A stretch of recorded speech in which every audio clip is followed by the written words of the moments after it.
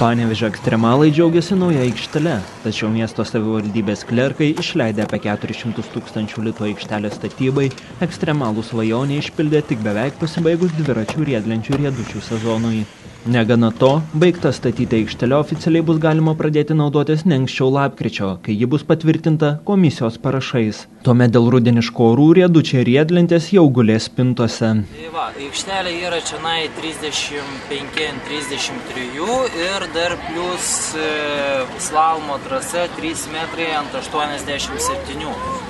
Ir šitas ekstremali sporto aikštelė, kuri liaudiškai visiems suprantama kaip skeiparkas, yra taikyta universali tiek BMX-am, tiek riedučiam, tiek riedlentėm, dėl to čia ir yra įvairių renginių, kaip pavyzdžiui 3 rampos įvairių dydžių, viena iš jų vertas, kita paipas, taip pat yra 3 rūšių reilai, vamzdžiai kitaip tariant, funboksas, o kaip matote iš abiejų pusių yra irgi taikytas tiek riedlentėm, tiek riedučiam.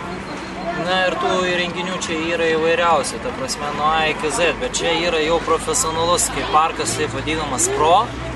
Pirmadienį aikštelę važinėja jaunuoliai, tikino tikrinantys, ar naujieji įrenginiai kokybiški. Esą reikia apžiūrėti latvių meistrų darbą, kol pastarieji dar neišvažiavo. Tačiau didžioji dalis susirinkusio jaunimo stovėjo už aikštelės tvoros. Jie pasidžiaugti jie galės tik kitąmet.